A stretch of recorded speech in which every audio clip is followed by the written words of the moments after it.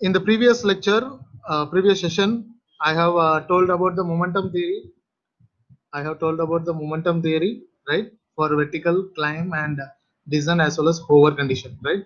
So in this session, we are going to see about blade element theory. So the two factors between the blade element theory and momentum theory, the same thrust we are going to calculate. Okay, in momentum theory also we have calculated the thrust. In blade element theory also we are going to calculate the thrust only. Okay, thrust required. So, but there is a major difference between momentum theory and blade element theory. In momentum theory, we have just calculated with respect to pressure and velocity factor, right? So we have not discussed about angle of attack, or we have not discussed about angle of incidence, or tip speed. We have not discussed much about the tip speed, as well as we have not discussed about the inflow factor. We have discussed the velocity of the inflow, but there is a factor called angle of inflow also. Okay, so that we didn't discuss. So variation of thrust is depending upon these factors also, right? Pitch angle is one of the important factor where the rotor is rotating, right?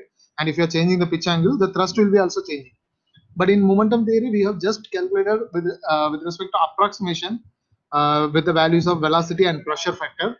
But in momentum theory, we will be little more. We will go into the to calculate the accurate value of thrust. Okay, so of course there will be error will be there. Okay, but even though the method which we are following for with using blade element theory and the thrust calculator, that is very much accurate.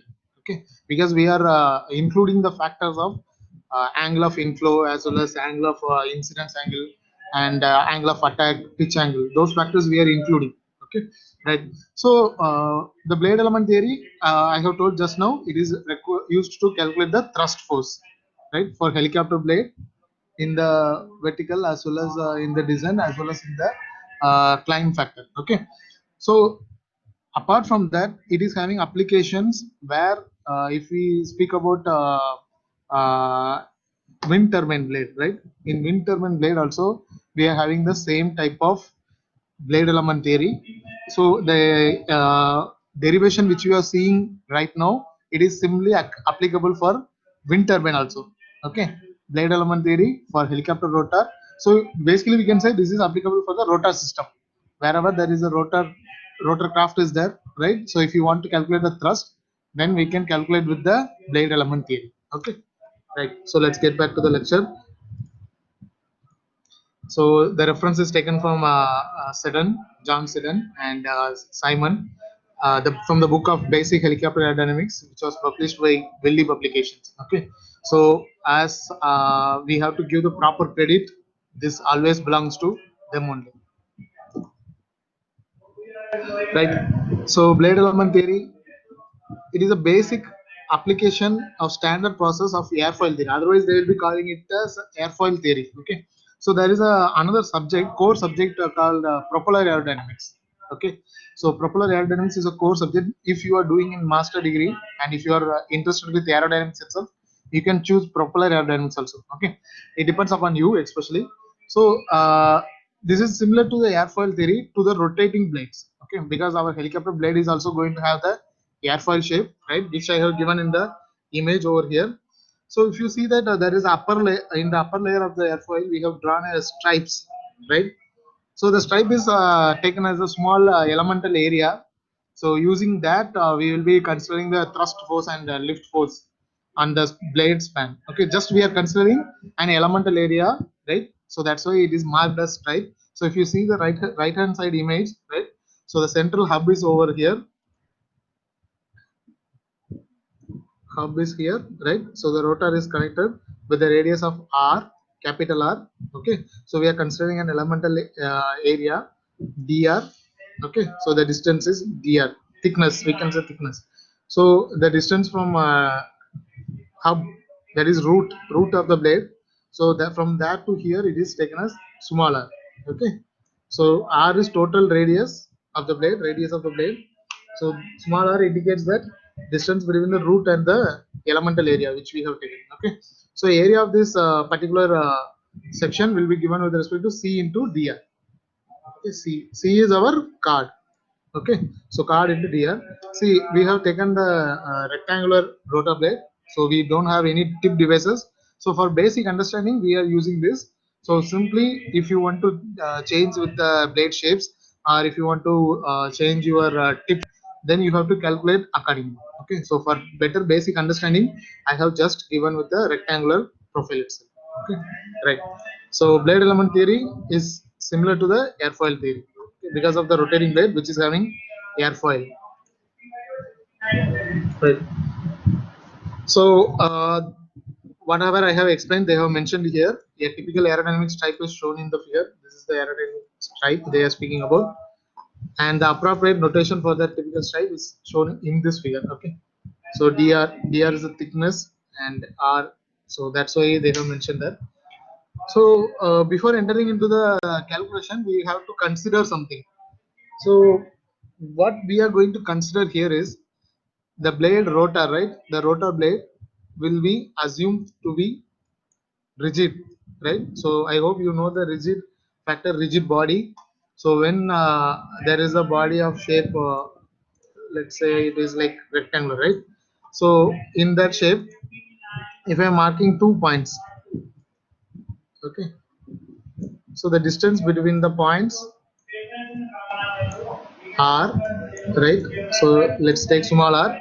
So the distance point between the 2 point won't vary at any case. Okay. So if the blade is going with the vibration, or if the blade is going with any force acting on the blade, so the blade won't, the distance between the 2 points, any 2 points, okay, so that will be remain same. That is called as rigid body. Okay. So if there is a, in simply we can say, if there won't be any tensile stress acting or compressive stress acting. Okay. So if compressive stress or tensile stress is actually acting, the 2 point distance will be increasing. Okay, there will be elongation or there will be compression. Okay. So that's why we are considering the helicopter blade as a rigid. As first point, assumption is taken as helicopter blade is rigid, because if it is a not rigid body, then we have to include these factors also. Okay.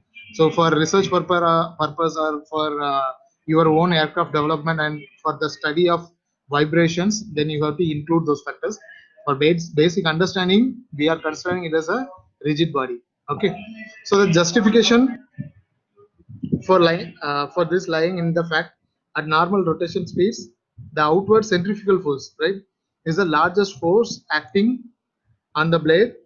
So for a small means normal rotation speed, so when the helicopter is in the ground and it is initiated, right, so let's say the engine is started, and the main rotor is start to rotate.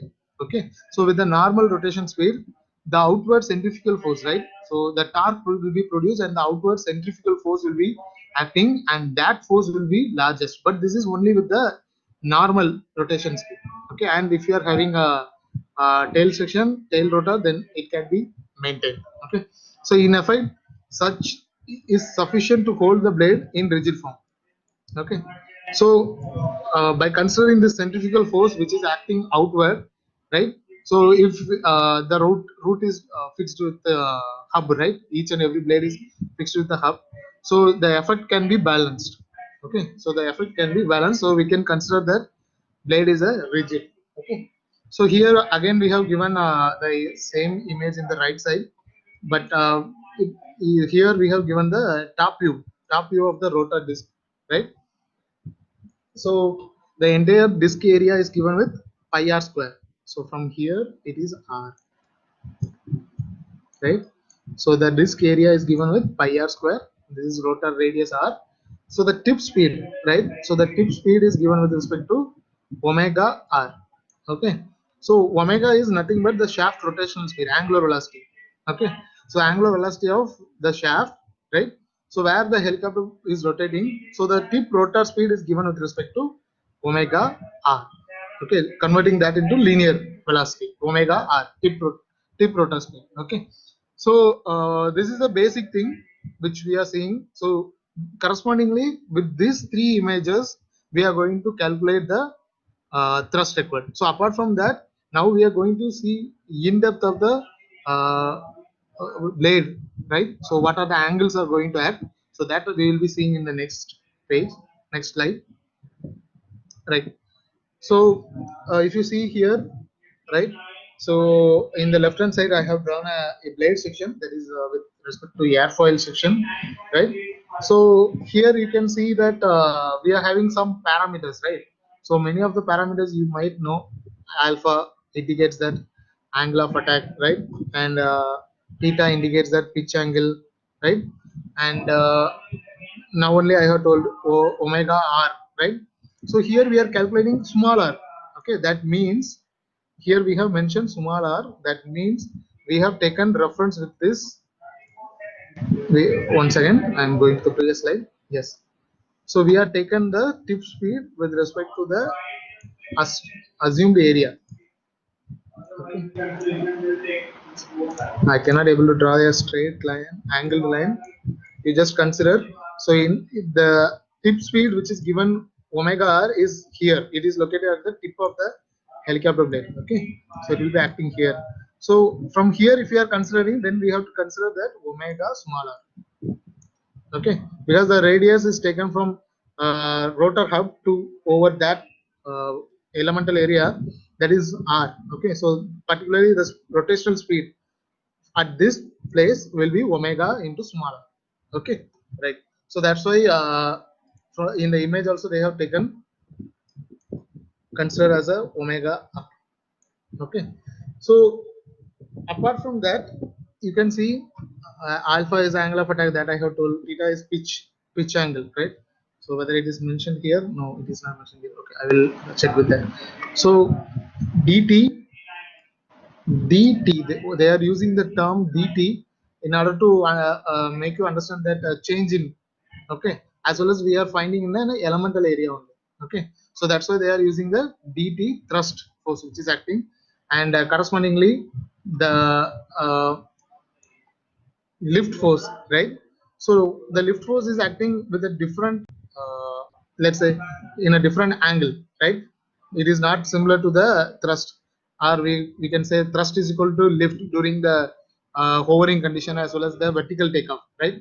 But here it is a little bit tilted. So the reason is because due to the angle of pitch as well as the inflow parameter. Okay, so when we are deriving, you can easily understand that why it is having that. It is like acting like a resultant force. So here another component is there. So when the flow is hitting from here and our blade will be rotating in this direction, so the lift force will be acting upward and there will be a drag force, right? So the drag force is given over here, right? So there will be an axial force will be also generated. Okay, dh. So that is an axial horizontal force will be generated. So we will be discussing about these forces much more deeper. Currently, just now you have the look into the image, what are the parameters are having, and you can draw that in your notebook also. Kindly note that, because it is not only going to use for rotorcraft, it will be standard application. It will be used for wind turbine also. Okay, right. So other factors, if you see this VC plus VI, right? So do you remember, can you able to understand what is this VC plus VI indicates? VC plus VI. So climb, right? So climb in plus VI in the sense induced velocity, right? So climb speed as plus induced velocity. That's what it is indicating. So let's get back to our previous momentum theory once, so that you can easily understand what we are up to explain in this particular slide.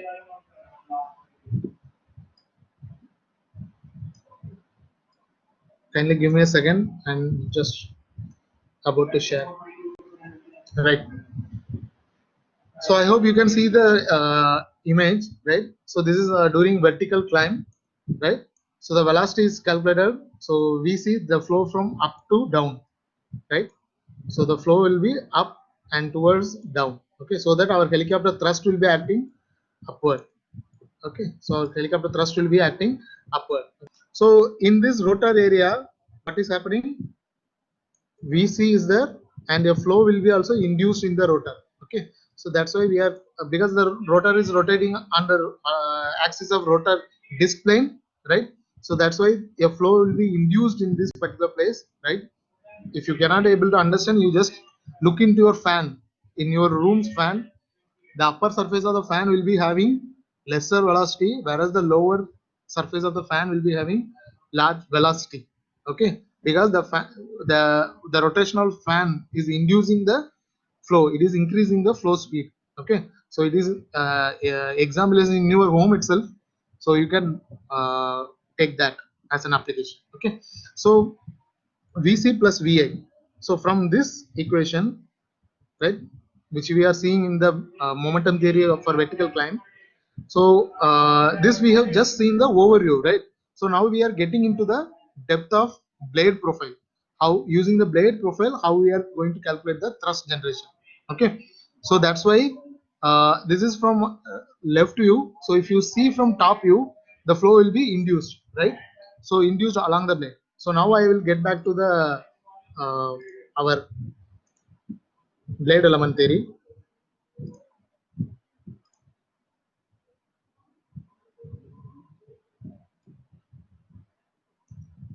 Right. So this is a side view, right? So if you see that the blade is going to rotate on this axis, right? So you can see here the blade is rotated. So from top of the blade, the flow is entering into the disc plane. So that it means the top of the blade, the flow is going to enter. Okay. So from top it is VC. So when it is coming to the disc rotor, right? So it is mentioned as VC plus VA. Can you able to understand what it is? In the top, it will be VC, which I have shown in the momentum theory also. So at the rotor disc, right? At the rotor disc plane. So this plane is nothing but this is the rotor area. The corresponding plane is taken as disc plane. Okay. So at the disc plane, the velocity will be increasing. That's why we are adding VC plus VI. Okay. So that's why I told for an example, you take your fan itself in your home. Fan is the good example for this. Okay, right? So VC plus VA. See, when I am speaking about fan, the same concept will be applicable with the wind turbine also, right? So in wind turbine, instead of having vertical axis, we'll be having horizontal axis.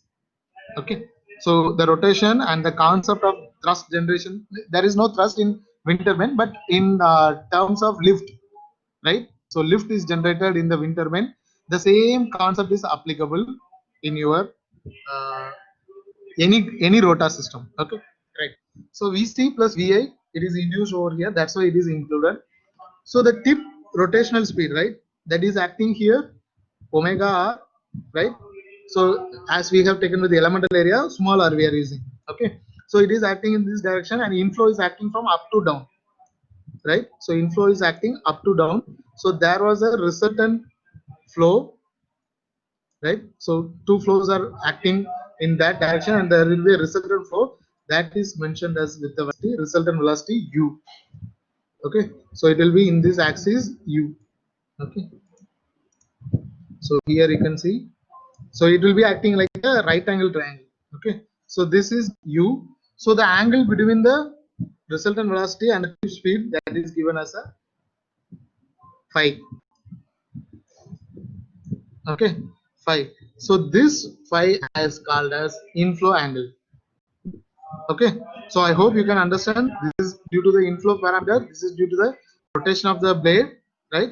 So there will be a resultant velocity will be generated, that is u, right? And it will be acting in this hypotenuse, we can say. Okay, so that angle between the hypotenuse and the adjacent is given as a phi. Okay, that is called as inflow angle. Inflow angle. Okay, so VA is induced velocity, right? Pi is inflow angle. That's why I told sometimes the VI is called as inflow velocity also. Inflow means it is indicating the velocity. So in some books they will be using the word inflow. Some books they will be using the word induced velocity. It will be same applicable for the research paper also. So it depends upon the same factor they are going to explain, but it depends upon author. They are taking considering those factors. Okay, right. So I hope you understand that. So from this blade rotates in anti-clockwise. Yes. So if you see here, we have taken with main rotor as anti-clockwise because the same method is followed in UK and USA. they are having the standardization, right? Like even though if you are developing a new aircraft, the authorization authority ICAO is there, but apart from that ICAO, the UK as well as USA, and those civil agencies has to give a approval also. Okay, because they are having the own records and own softwares, everything related to testing of helicopters as well as the new design and new development in the blade section also. Okay, right. So that's why most of the helicopters blade rotation is always with the anti-clockwise direction with the angular velocity of omega. The blade radius is r and tip speed is given as omega r. Alternatively, as vt. Yeah, somewhere it is mentioned as vt because we have seen this during our momentum theory also. So vt is equal to omega r. Okay, right. So another factor is the elementary blade section is taken as r. Yes, I have told. So card length c is I have mentioned span wise width. Okay, so instead of that thickness, they are mentioning span wise width for the elemental area. Okay, width they are using that term dr. Okay, so force on the blade are shown in the figure, right? So the forces are shown in the figure, and the flow seen by the section and the velocity component omega r in the disk plane, and vc perpendicular to it. Yes, so the inflow will be perpendicular to the tip speed, right? Inflow, right? Okay, so from that particular figure we can use the trigonometry concept, right? So u square is taken as, that is square of hypotenuse, right? That will be taken as taken equal to square of adjacent and square of opposite. Okay, that's what it is done. So the resultant is u square. So instead of square they have changed to square root, right? Square root vc plus vi whole square plus omega r whole square. Okay, so I request all of you to note it down, right? Because it is one of the important theory. Okay, so I request all of you to note it down, each and every factors which I am explaining to you, because some mathematical concepts you may forget when you are referring again. Okay, so try to note it down. So the blade pitch angle, that is given as theta, right? So it is with respect to pilot's collective control, right? I hope you remember the pilot's collective control, which will be near to his seat, either in the left hand side, most probably in the left hand side. Okay, so with that he will be, if he is pulling that collective pitch control upward, right, what will happen? The helicopter will rise. If he is lowering the collective pitch control, the helicopter will descend. Okay, so using that only, because whatever we are learning here is blade element theory for vertical climb only. The entire chapter is focused on vertical, okay, vertical flight only. We are not going to speak about forward flight. Forward flight blade element theory will be different. Okay, the calculation of thrust for forward flight will be different. Thrust calculation for vertical flight is different, so kindly please note it down. Okay, so the same blade element theory we will be discussing in forward flight also, so don't get confused that why we are studying again and again the same thing. Okay, it is depending upon the flight. Okay, right. So pilot's collective pitch setting is theta, and the angle between the flow direction and the plane of rotation is taken as the inflow angle. Okay, as I said earlier, right? So the inflow angle is taken as the resultant as well as the rotational speed. Okay, between the flow direction and the plane rotation known as the inflow angle, and it is given with pi. Okay, so I hope you know this.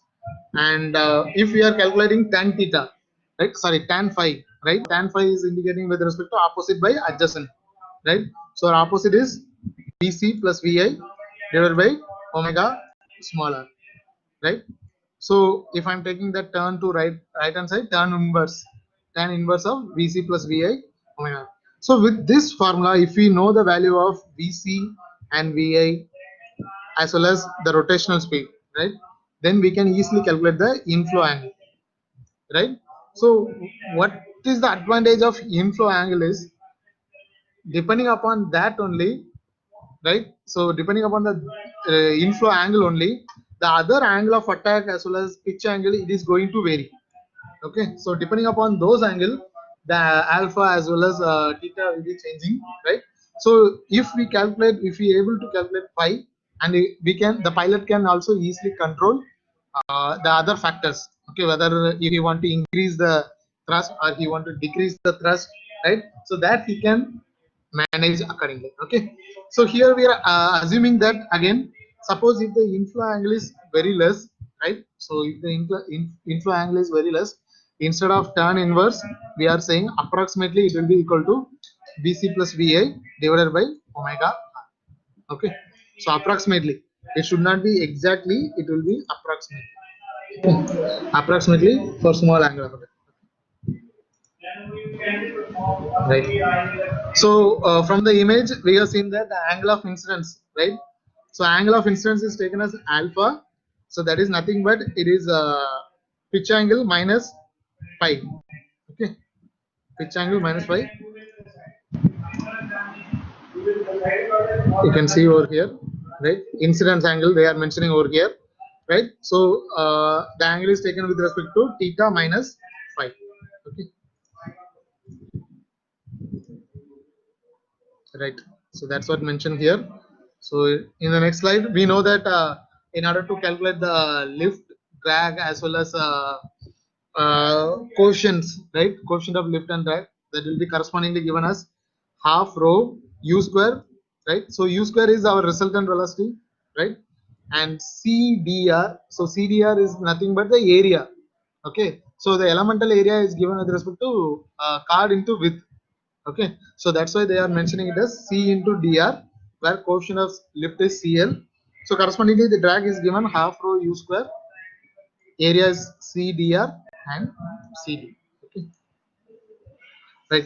So suppose if our inflow angle is 0, if entire inflow angle is 0, that indicates that, I will get back to the image one. So let's say our inflow angle is 0, right? So that is pi is equal to 0.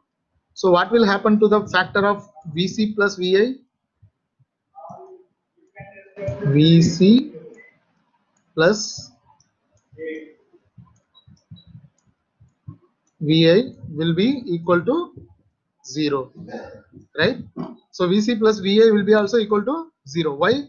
If the phi inflow angle is 0, there is no angle of attack, that correspondingly indicates that there is no inflow speed also. Okay, there is no induced speed also, because if there is an inflow angle, then correspondingly there will be an induced flow, right? So if we are considering phi is equal to 0, then that indirectly indicates that Vc plus Vi is equal to 0 also. Okay, so let's consider, come into the slide again, right? So the inflow angle may be generally assumed to be very small, that is tends to 0, but in real life it won't be tends to 0, right? But for derivational purpose, we are considering that as tends to 0. That's why we are assuming to be small. Okay, so this may be questionable near the blade root, where omega r is very small, but their blades loads are themselves are small also. Okay, so the effect of tip speed, if you speak about the omega r, right? So in the tip speed, that is in the tip of the blade, the tip speed will be larger.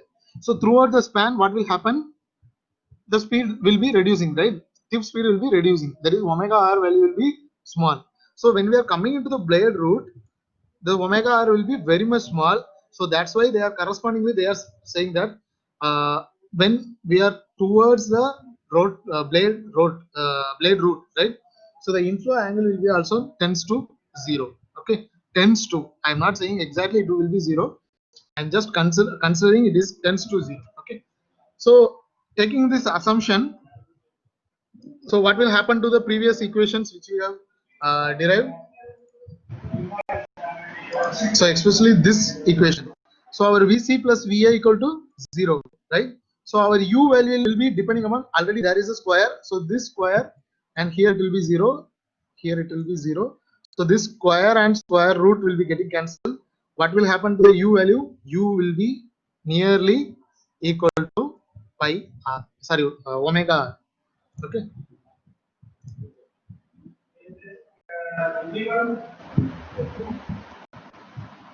So that's what it is indicating here. U is approximately equal to omega r. So correspondingly, what will happen to this thrust and drag, right? Sorry, here it is torque.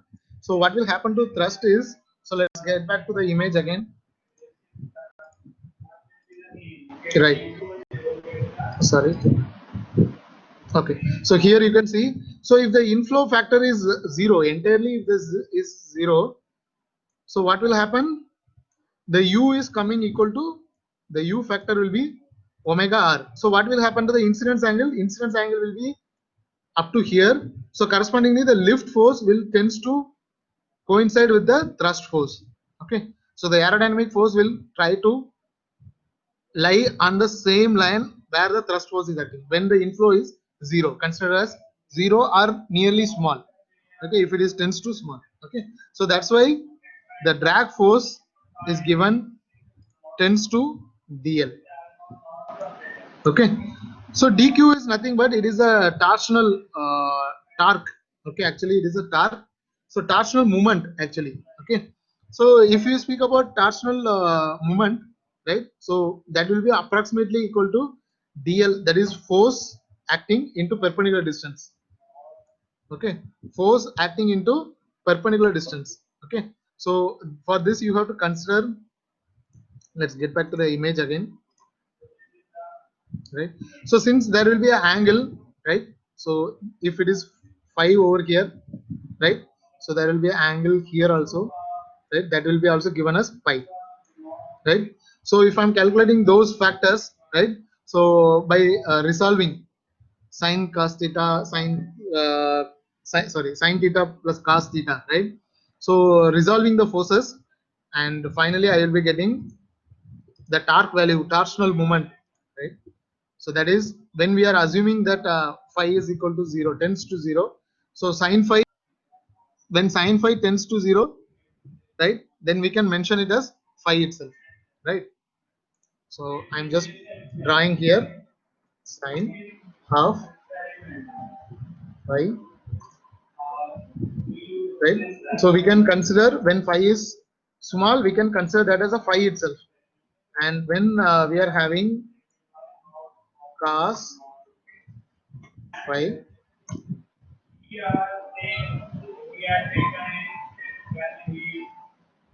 1. Okay, right.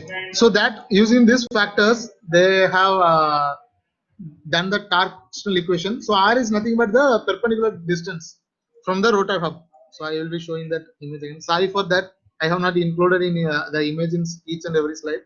So next time I will try to include everything. Okay, so the torsional force will be acting, this is the perpendicular side view, this is the top view, right.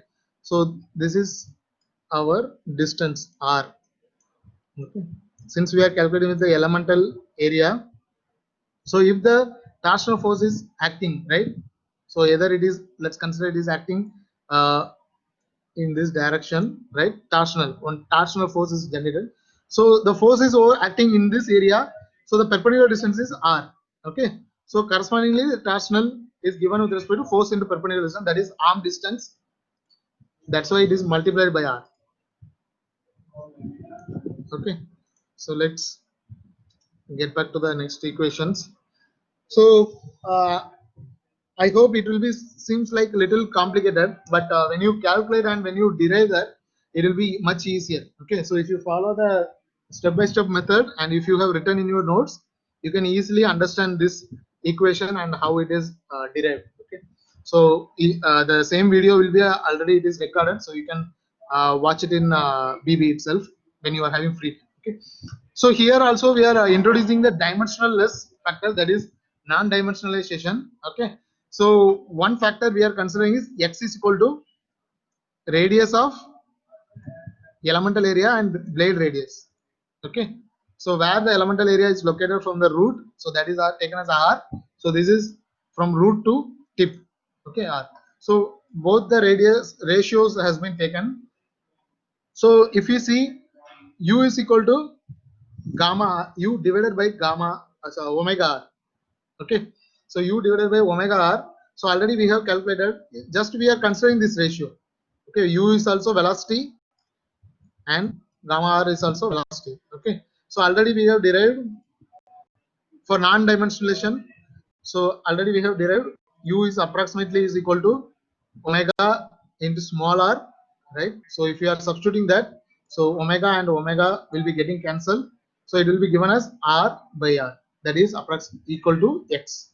Okay, so x can be either written by the ratio between the radius, or it can be written by ratio between the speed.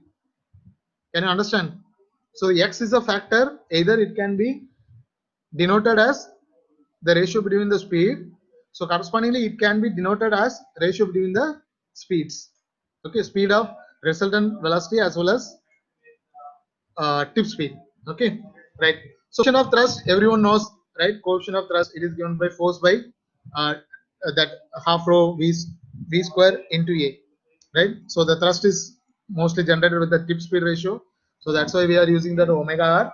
So uh, coefficient of torque, cq is coefficient of torque, so torque divided by omega r, right? So power is, already we have to multiply with the thrust into velocity, so it is given with respect to omega r power q. Okay, right. So if you see here, right, so this is non-dimensionalization, just we have made non-dimensionalization, right? So if you see here, the same equation has been written, instead of dt, right, instead of dt we have substituted dl. Okay, so instead of dt we have substituted dl value. So dl is, already we have represented, dl is half rho u square cdr multiplied by cl. Okay, so instead of dt we are using dl. Dl already we have calculated, so that's why it is mentioned here. Coefficient of thrust, coefficient of thrust is given with respect to half rho u square cdr into cl divided by half rho omega r square into a. Okay, so if you see here, n is the factor, that is depending upon number of blades used. Okay, so now you can see u square is there, omega r square is there, right? U square is there, omega r square is there. So if you take this factor alone, right, so we can write it as x, right? U by omega r we can write it as x. So here we are mentioning it as x square dx. Okay, nc pi by r cl x square dx. Okay, so that is for coefficient of thrust. There is a final equation where we can say cd dct is equal to, approximately it is equal to nc divided by pi r multiplied by coefficient of lift into x square dx. Okay, but here we have considered phi is tends to 0. Okay, so already we have derived the solidity factor. So solidity factor ratio, solidity ratio is nothing but it is depending upon the area, right? So blade area disk area divided by blade area. Okay, so disk area is given by pi r square and the blade area is c into r. Okay, so blade area divided by disk area, that is given as solidity ratio. So correspondingly, if you substitute this solidity ratio in our, instead of this, if you substitute s, right, so our coefficient of thrust will be turns to dct is equal to s into cl x square dx. Okay, right. So s is solidity ratio, it depends upon the area, where x is depending upon the either radius or velocity, right? So let's go back, next move to the next slide. So here you can see here we have used the term of integration, right? Because if you are integrating, we can identify with the whole blade, right? So previously we have calculated for only the particular area, the elemental area, right? So if you are integrating, we will be getting the whole blade area thrust generated by the rotor system, especially the rotor, right? So how much thrust is generated, that will be calculated when we are integrating. Okay, but why we are using 0 to 1? So there you have to understand why we are using 0 to 1, integration of 0 to 1. So if you see here, the factor which is mean is x, right? So we are going to integrate with the x factor. So what is this? X indicates ratio r by capital R, right? So r is, small r is that distance to the elemental surface, whereas capital R is the entire rotor disk. Okay, so now we are going to calculate for the entire rotor, right? So when the entire rotor is coming, so small r can be written as capital R also. So capital R divided by small r, it will be giving 1. Okay, so that's why integration is given from tip, root to tip. So that's why it is 0 to 1. Okay, so when we are substituting this, we can correspondingly we will be getting the value of coefficient of thrust. Okay, so this is the last equation of thrust. So I will be giving this as a task itself, coefficient of uh, torque. Okay, so in the similar manner how we have calculated coefficient of thrust, so we can calculate the coefficient of torque also. Just we are going to multiply with the factor r. Okay, so I request all of you to take this as a small homework for today, and you can complete this torsional torque. Okay, torsional movement, how much it is generated in the blade. So correspondingly, when you have calculated, the same method will be followed, which we have followed for thrust. Okay, so there is just we are substituting the torque force. Okay, and it is given with 0 to 1. So this is the final equation for torque calculation. Okay, and power. So everyone knows power is correspondingly it is omega into q, right? So torsion we have given here, so multiplied by omega, that is angular velocity. Okay, because the rotor is rotating with the angular shaft. So in previous we have just calculated in momentum theory with thrust with multiplied by velocity, mechanical power. Okay, but here the rotor power, the only we are calculating the rotor power, it is given with respect to omega into q. Okay, so torsional power, right? So correspondingly when we are identifying the coefficient of power, right? So with this non-dimensionalization, so power will be given divided by half rho omega r square. So we have to multiply by omega r, right? So when we will be getting omega r cube. Okay, so the factor which we are seeing over here, since it is a torsional power, right? So approximately the final equation will be derived in a such a way that cp will be equal to cq, right? Cq we have calculated over here, and cp, and it will be coming equal to cq. Okay, so instead of this they will be saying cp and cq are identical in value. Okay, but you have to be very much sure we are just calculated the rotor power. Okay, we are not have calculated the entire power, we have just calculated the rotor power. Okay, so correspondingly they are saying rotor power and coefficient, especially coefficient. Okay, coefficient of rotor power will be equal to coefficient of torque. Okay, so with this I am ending the session for today, and we can see in the next class. So if you are having any doubt, you can ask in the chat.